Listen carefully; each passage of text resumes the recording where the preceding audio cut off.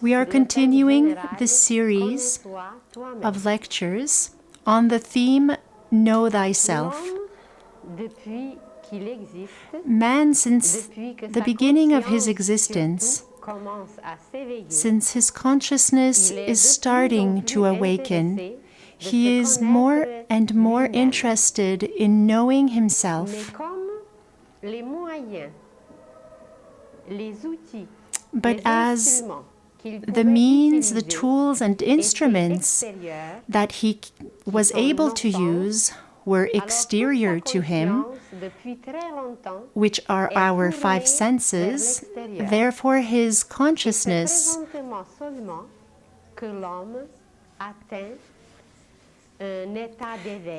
and so it is presently only that man is reaching a state of maturity and awakeness where he is ready to make researches as well as exteriorly as inwardly. Great philosophers, initiates, and masters and teachers have left us magical formulas, occult maxims that can help us, where even one phrase can be a whole program for a lifetime. But since man only used these exterior instruments, his five senses, therefore he didn't even suspect how many riches were hidden inside of him, what beauty was placed inside of himself. And presently we are starting to use consciously other senses, other instruments. And thanks to these new instruments and apparatus that have always been there but that were not in use, therefore man will be able to know himself inwardly, where everything lies, because we have already said that man is a universe. Everything that exists in the universe exists inside of us. In appearance, there is the outer and inner world, but the outer world is a mirror. There is nothing more outwardly, because this outer world reflects our inner world, and everything is found inside. Only our cameras, our telescopes, and most wonderful tools were not turned inwardly, but they have always been turned outwardly. We are passing presently through a very specific period.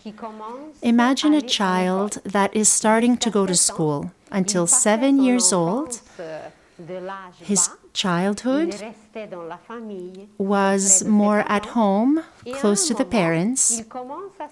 But at a certain time, as a child, they want to go out more, even if it's a snowstorm or cold outside. They want to go out, accomplish things for themselves. And humanity today is starting to enter in this special school. This school is called the Divine School. All those whose consciousness is awakened can enter this divine school. Some will ask, where do we find this school? Where it surrounds us. We are in this school all the time, but we have not learned yet how to read or to understand everything that is happening in this amazing school in which we find ourselves continuously. And so, to learn, to know, and to explore and research, there is a necessary condition. It is that the human being must have an awakened consciousness. First of all, what is consciousness? The word itself, consciousness, is composed of two parts. It is very easy to understand. There is the prefix con in Latin, but it is even more ancient than Latin. Con or com is the prefix that means with. And the second part is science. In French, we say conscience, conscious. Qui nous explique le sens du mot et ce préfixe qui veut dire avec. Alors la conscience, and therefore, consciousness, it is everything that goes with science. But this science is not outward, it is inner. Of course, there is the outer science that is known by scientifics, by education, but there also exists another science, which is the inner science. And this inner science is called consciousness, conscienceness. The more we are awakened, the more we are able to accomplish certain things, certain actions, the more we become conscious. Another word in the same realm is knowledge. It is everything that goes with birth. In French, we say connaissance. With, con, naissance means birth. This birth is everything that grows from the moment of birth, that grows with a new birth, a new consciousness. Therefore, knowledge is an inner science that we are accumulated and that we continue to acquire through every gesture, through all the elements through which we pass during a day, through all our behaviors as well. So all these actions that accumulate form an experience and form a science. For centuries and thousands of years, humans accumulated knowledge. But they were not necessarily aware of what was happening and accumulating inside of them. We will soon discover, and outer science will also discover, apparatuses that we have inside as human beings, in our inner organs, our energy currents. To become aware of something means we become conscious of something.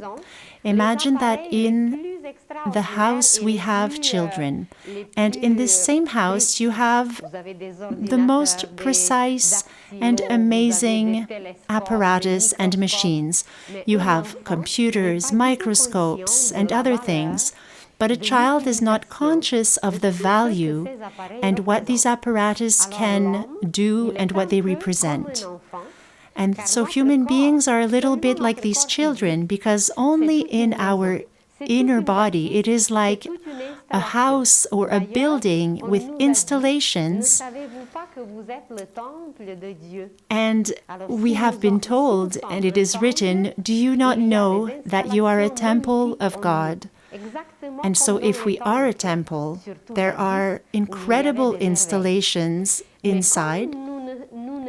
And mostly, as in ancient temples, what we are discovering is just amazing. And so because we are not aware of how this temple and building functions yet, we are not conscious, and so we can't use these apparatus that are inside. But humanity is going through changes and is going through the end of many eras, in the same way that there is the end of a school year. And as one era finishes, another starts, and it will bring us an awakening of the consciousness. And therefore, all this science, this inner science that we have accumulated for thousands of years, this science will appear, and we will be able to become aware of it. We will be able to share and enter something completely different that we have never known up to now. And so consciousness is the accumulation of our own experiences, what we have acquired for lifetimes and lifetimes, but that have not come to our consciousness because we weren't very aware of what we were doing. If you ask a child, what have you done yesterday or last month or a year ago, they don't remember this much.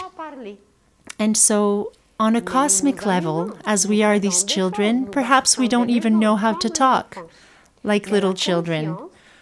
We are amusing ourselves, we are learning, we are discovering, but as children, they are not very aware and not necessarily imprinting these experiences in our consciousness.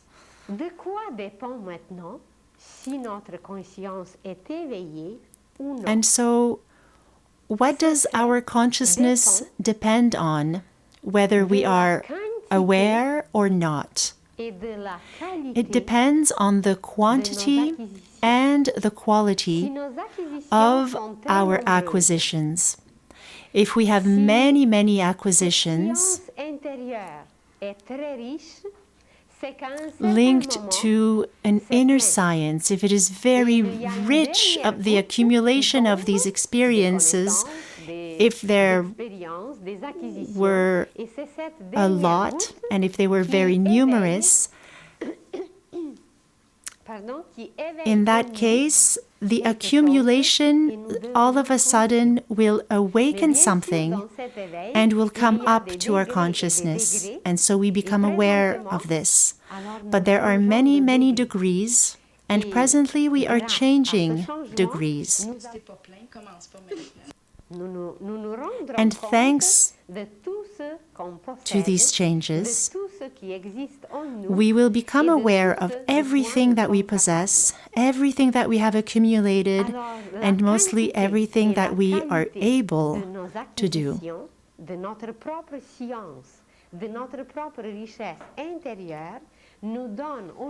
And so this quantity of all the past experiences gives us the possibility to discover ourselves, to know ourselves. Of course, we have so many other experiences to come, but it is a first step. So humanity is going through an awakening of consciousness. It can be compared to a young man or a young woman who is finally 18 years old. We become an adult. And this phenomena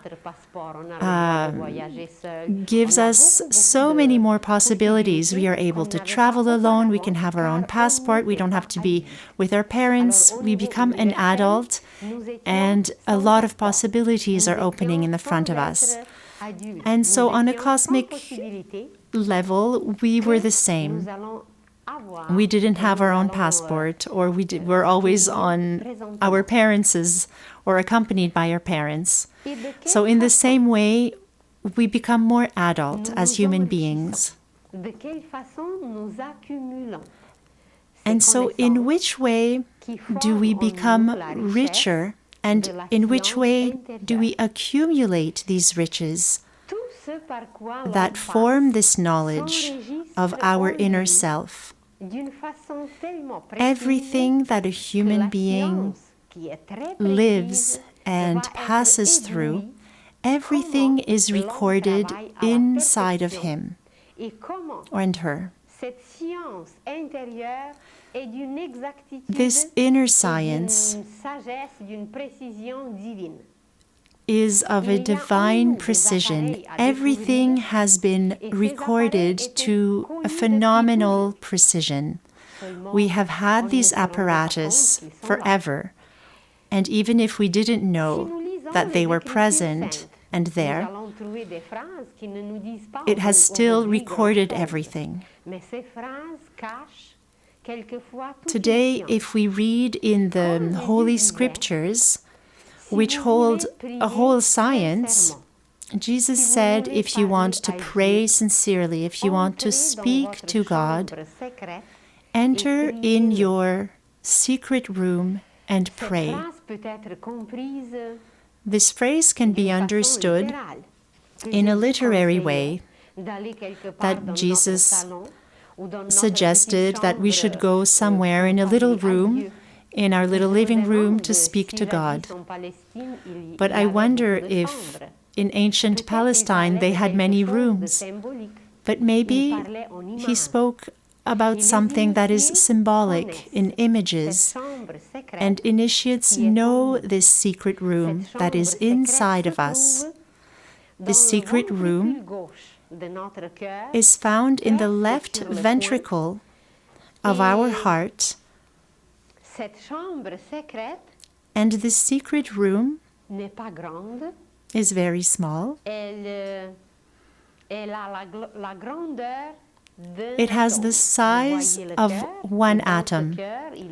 If you consider the heart, there is one dot, which is the size of an atom.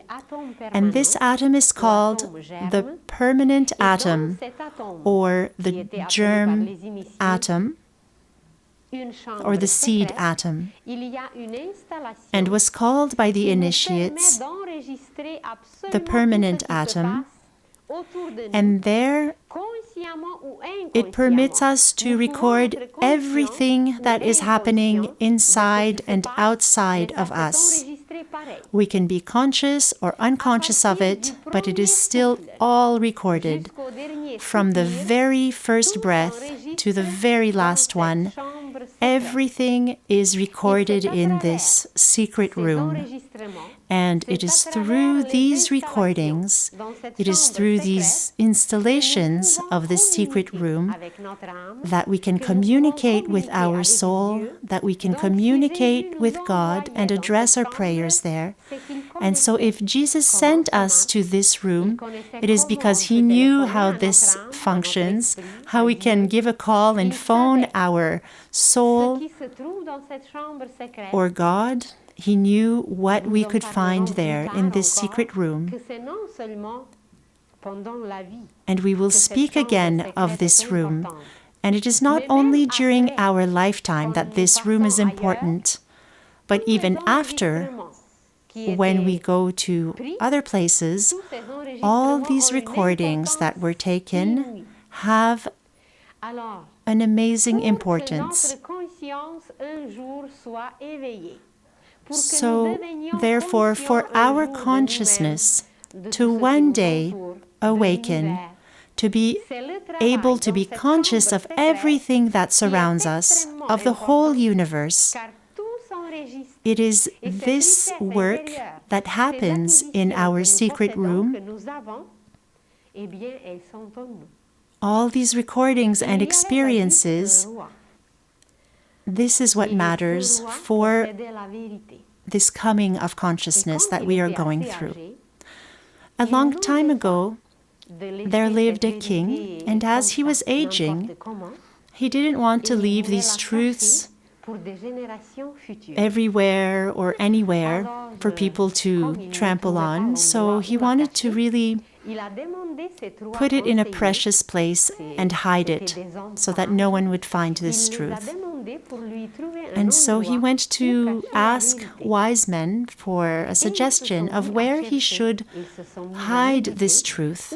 And so they all started meditating and looking for where they should hide this. And so the eldest says, give me an hour of reflection. And so he meditates and thinks. After a moment, he says, I think it would be very good if we hid truth in the center of the earth. And although human beings may dig, they won't find it easily. But the youngest wise man said, I'm not sure this is a good place because humans will dig until they find it. But give me some moments and I will also reflect on this. And so the second meditated, reflected profoundly. And after he said, well, I think that we should hide it in the depths of the ocean. But the third wise man said, oh, I'm not sure because humans will also find ways to go to the depths of the ocean. But give me a bit of time, I will also reflect. And finally, he says, I think the best place would be the human heart. Man will go everywhere and dig and go high in space, but they will never go and think to look in their own heart. And so when they presented this solution to this king, he was delighted and so decided to hide this truth in the human heart. And this is where it is since that time, and this is where the permanent atom, where we are accumulating all our truths until we become conscious of the only truth, the one and only, which is divine. And before we get there, we have to go through degrees and different levels of little lies and bigger lies, and then little lies, and they start to diminish more and more, until one day we will find ourselves in one truth, which is a divine truth. But before getting there, each experience, everything that we have touched, every single experience that we have had, which has enriched us, permitting us to enter, and is permitting us to live and experience a new degree of truth.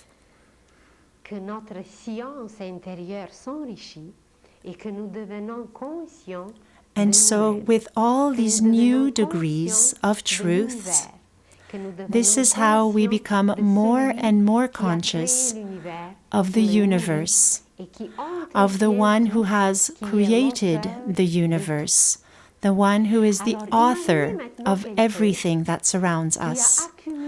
So imagine someone who has accumulated many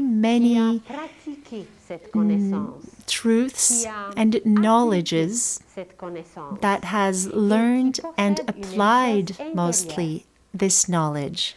Someone who possesses this inner wealth.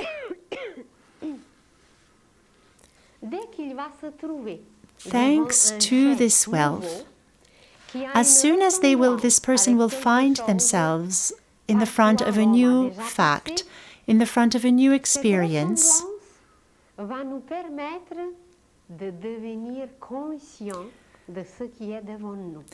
something that is new will seem like something familiar to us, because we will be able to access all these other experiences of the past, and we will, in a way, recognize a new experience and feel like we already own it. Sometimes we hear someone talk about something new, And although it is new, we will accept it right away, very easily. This new idea will enrich us. It is a new situation, a new idea, something that presents itself. And as we reintegrate it, it feels like an inner joy.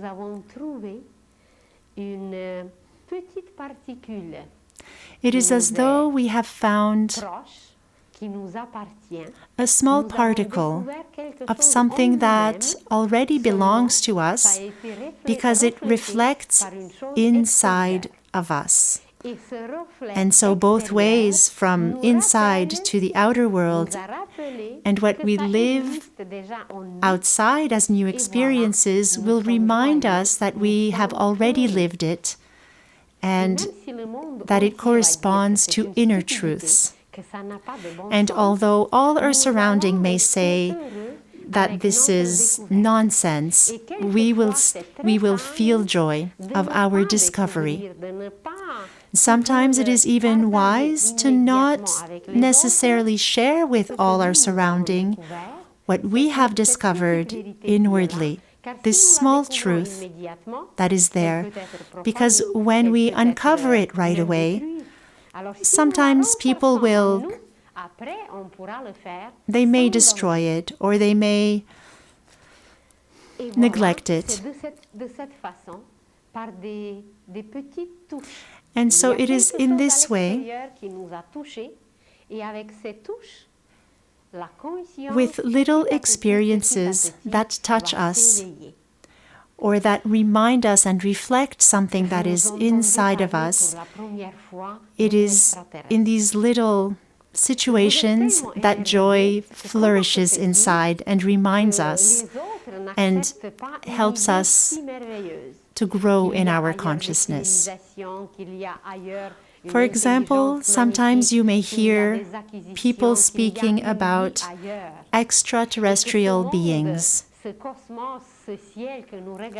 and that this world, this cosmos, these other planets are perhaps also populated with other beings that may be more intelligent, more wise. So this may interest you, and you may want to live this joy of discovering more about this. And sometimes a husband or a friend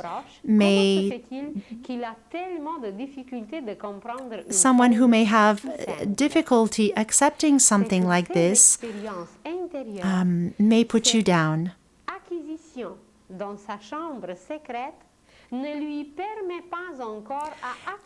But this means that perhaps for this friend or relationship that is not accepting your new discovery, perhaps for this person they have not the accumulated past experiences which permits him or her to live this same joy and this same interest for new subjects or new areas of life or extraterrestrial beings, for example. So they don't have the same baggage that can permit both of you to rejoice on these same subjects. Nous parlerons plus tard même de deux façons par lesquelles la conscience s'éveille. We will speak soon of two different ways through which consciousness is awakened. Ou par la joie ou par la souffrance. So just as a preview, we can say that consciousness awakens either through joy or either through suffering. And so, of course,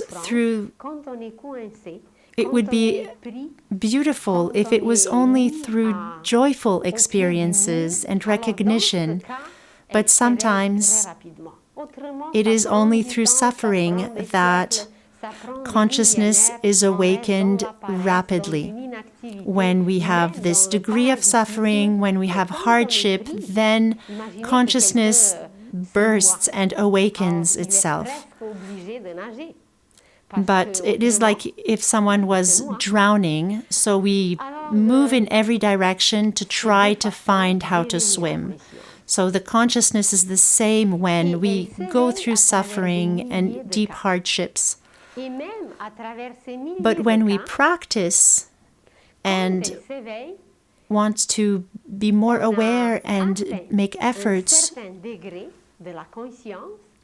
to awaken our consciousness, when we are aware that it is this accumulation of past experiences, we can go further and add these degrees on our path so as to develop our consciousness through joyful experiences.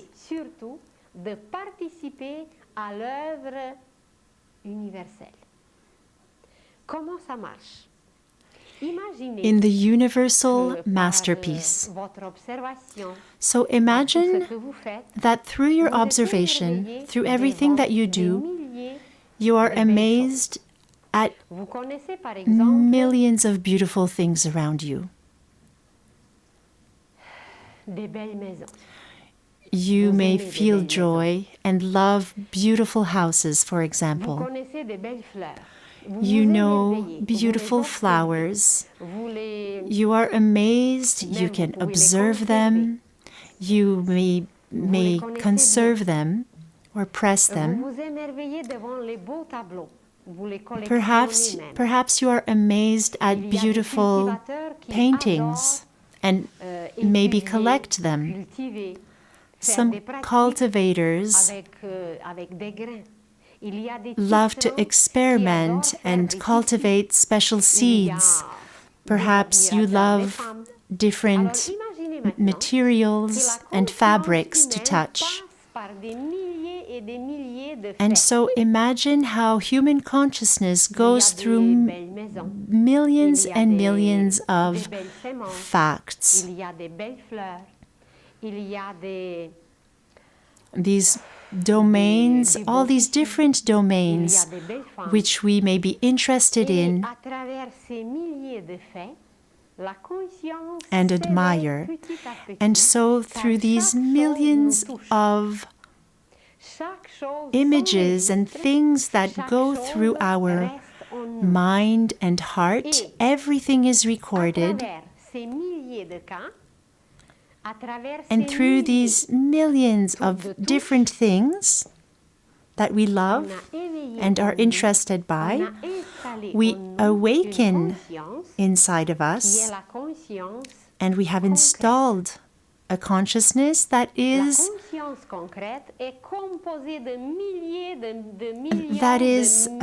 concrete.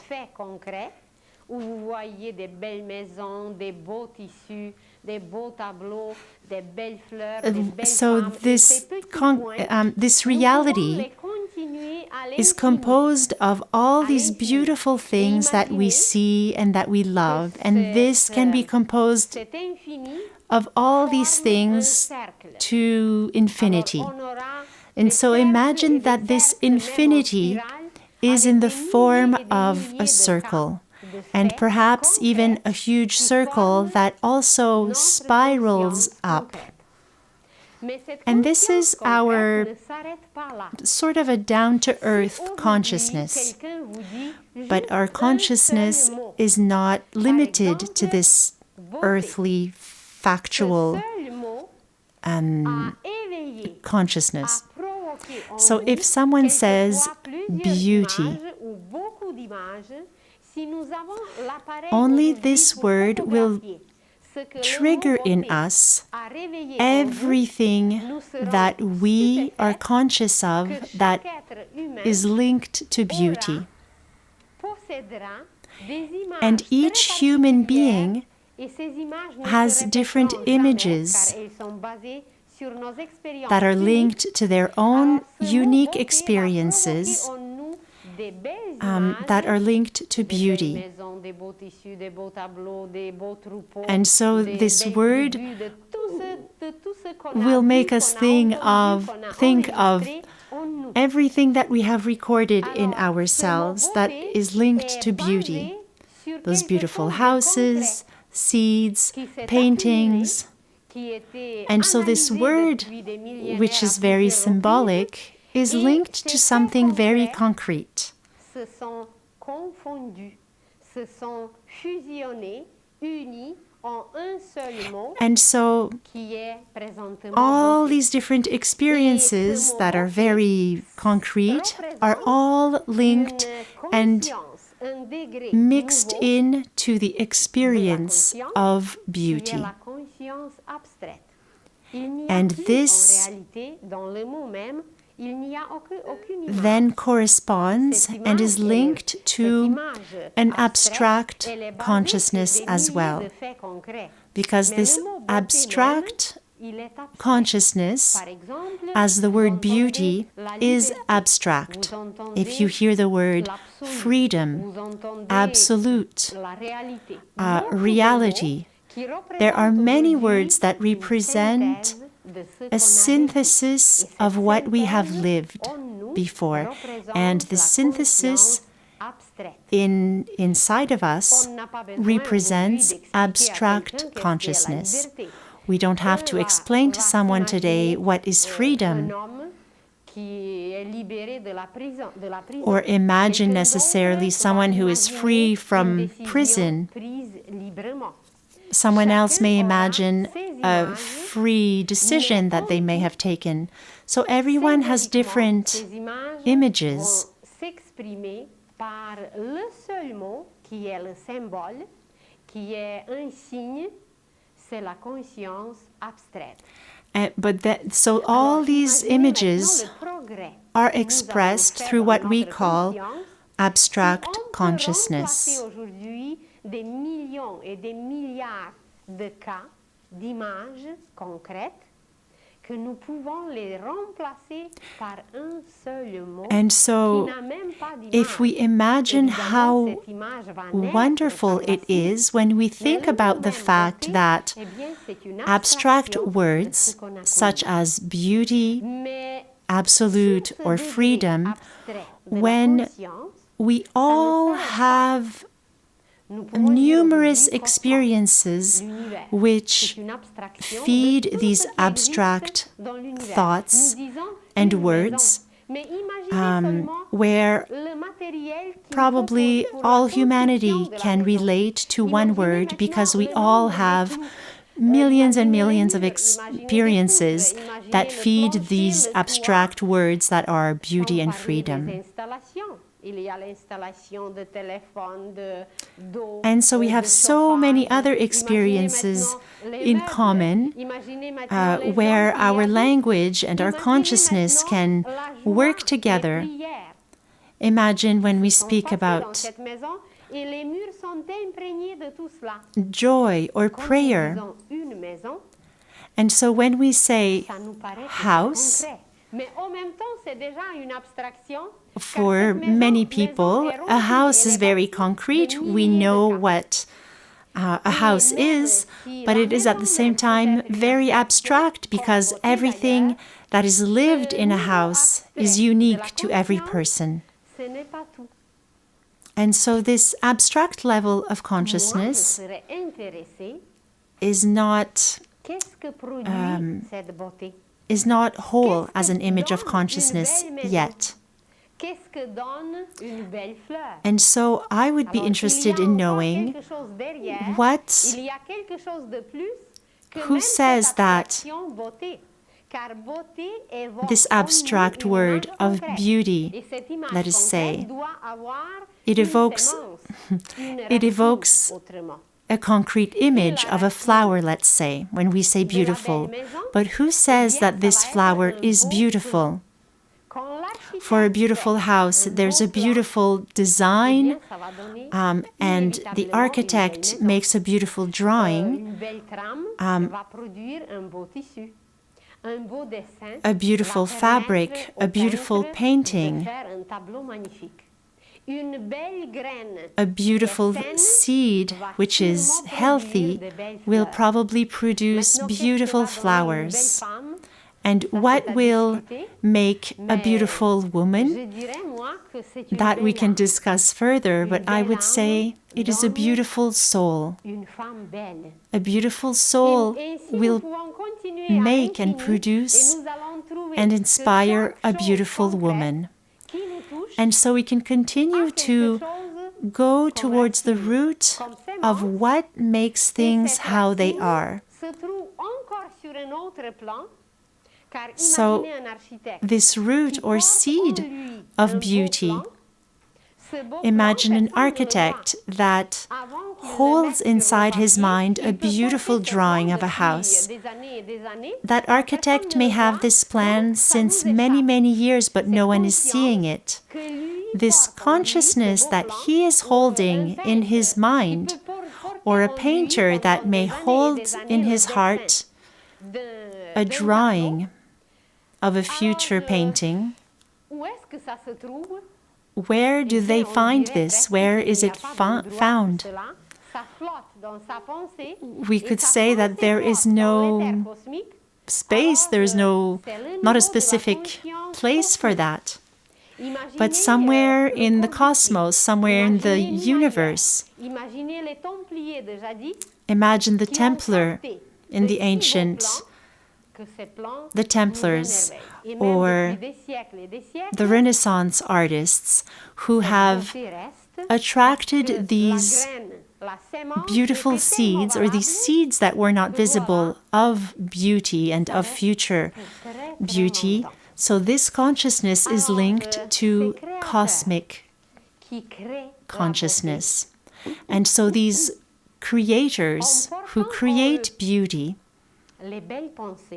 in holding and carrying beautiful thoughts, in holding beautiful plans or drawings, these seeds that they hold inside of them represent the degree of consciousness which is of a cosmic level.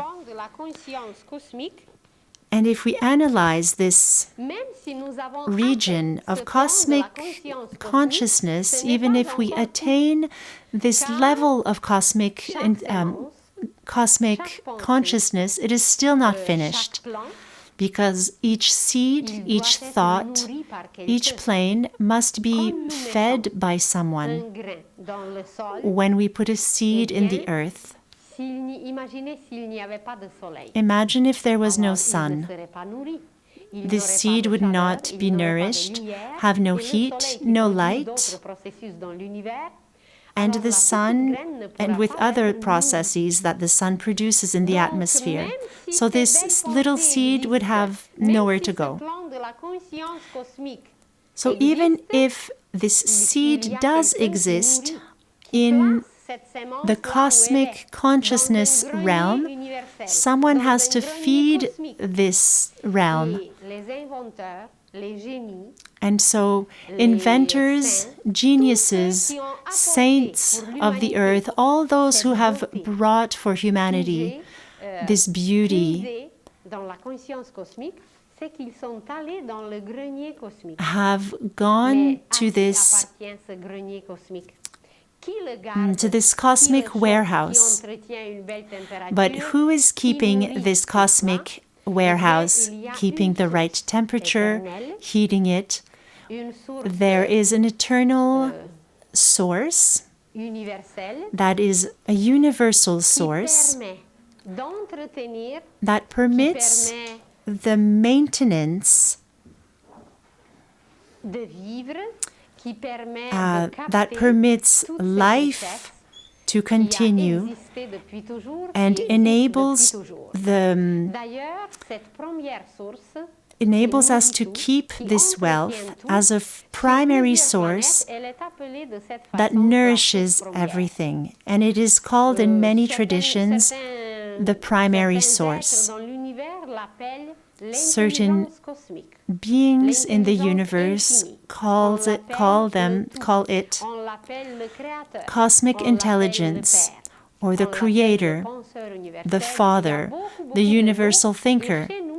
There are many, many words, and for us the most familiar word is God. We also say Creator or Lord.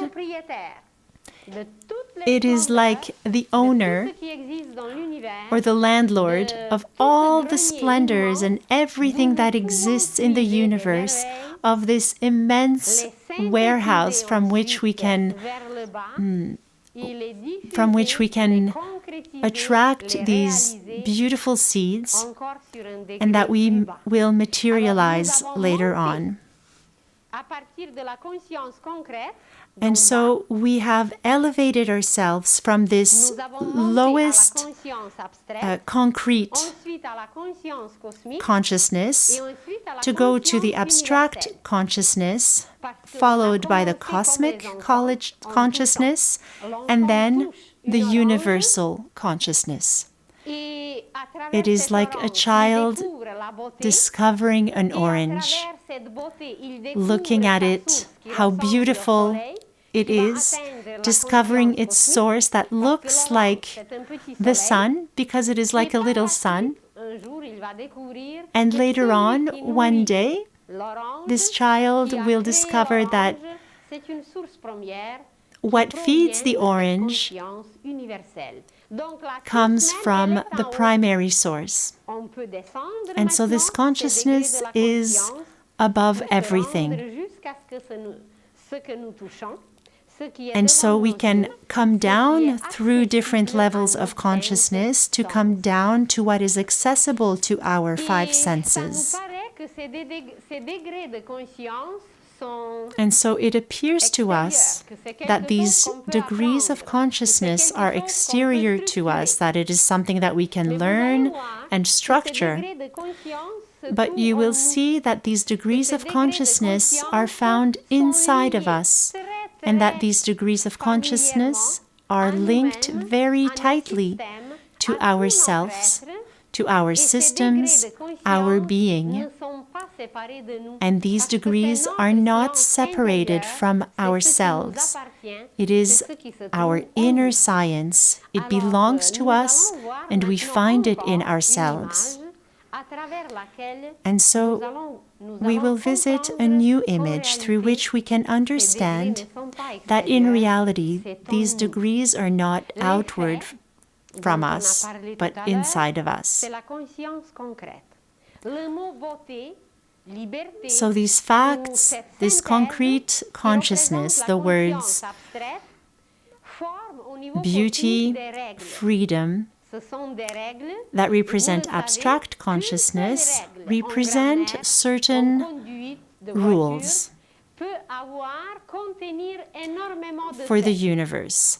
One rule, it is like rules for driving.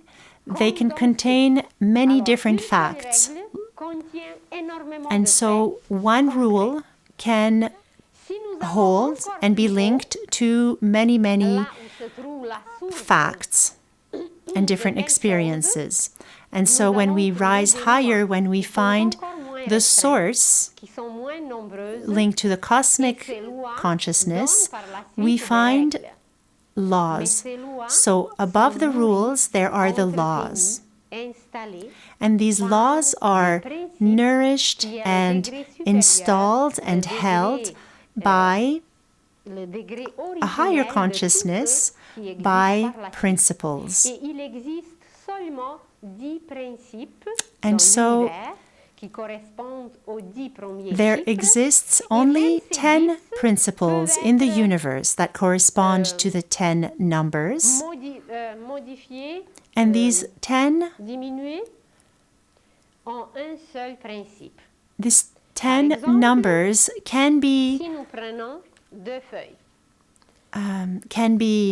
condensed into one principle. So if we take two sheets, we have 1 and we have the 0.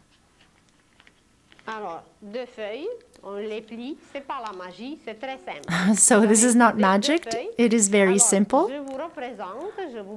So I present to you 1. This is 1.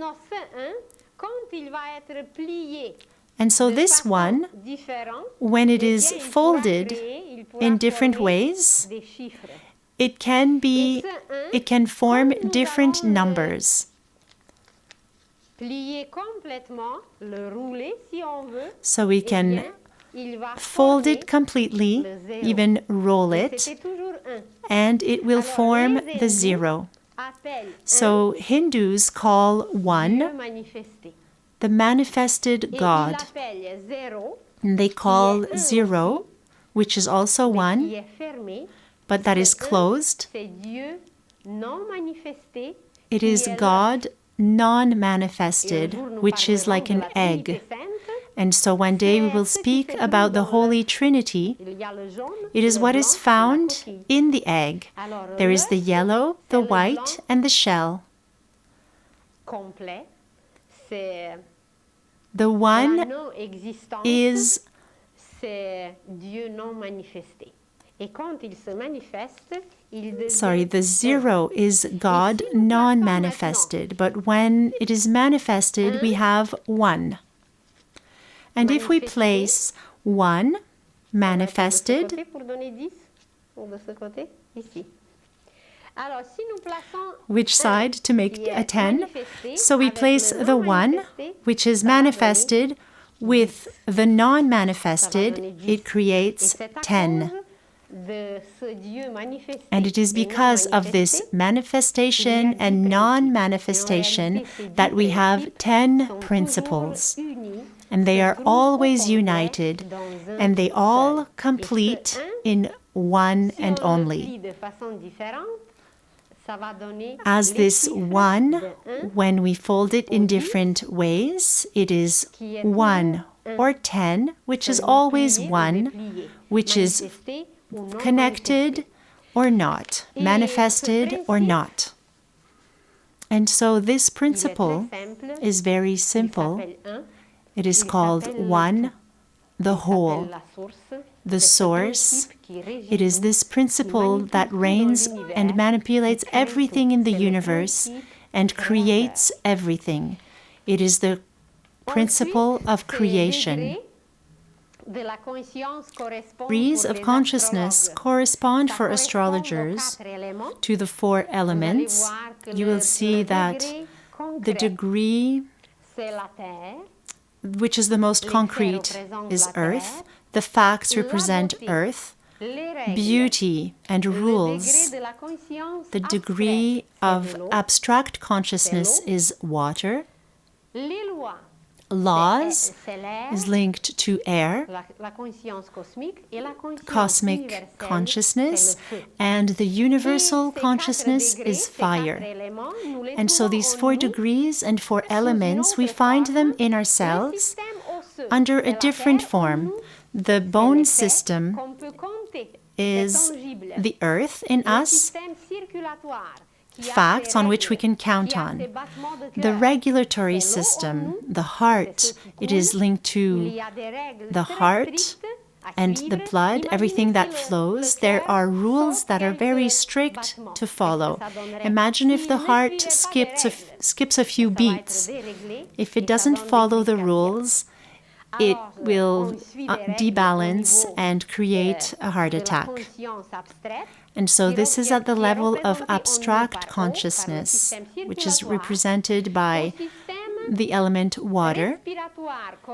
So the respiratory system corresponds to the laws, to air. Imagine if we stop breathing. Without water, we can survive a few days. Without eating, which is concrete, earth, we can even survive for weeks. But without water, a bit less. Without air, even less. Try not breathing for half an hour. And so laws are even more important. They correspond to the respiratory system. And now imagine living without heat. You may say, oh, for winter it's not hot, or in prisons it's very cold, but it is not the same heat. We are speaking here about inner heat. When our inner warmth leaves, then we die. So this sacred fire that we possess, it is impossible to live without these principles. It is linked to the consciousness, the universal consciousness, which is linked to the principles. And so you see how this level of principles is the most important in us. And I heard that some people have fasted without food for up to 72 days, but there is no instant where we can live without this inner fire. And so this is linked to the nervous system. And so all these levels of consciousness are found inside of us. And so we could go even further with these degrees of consciousness, because there exists inside of us an individual consciousness where we want to gather everything for ourselves. Then we have a collective consciousness where we can also think of our neighbors or of bus drivers when they are not working. So it's everything that surrounds us. It is linked to more of an abstract consciousness. And this collective consciousness is surpassed by fraternal consciousness that Jesus preached. But soon we will realize this fraternal consciousness where we consider each other as brothers and sisters. And even after, we will attain a level of consciousness that is unity, a universal consciousness. And so, presently, humanity will rise all the way to fraternal consciousness, which is Christic consciousness. And so, there are marvels that we may find inside of us that have always been there.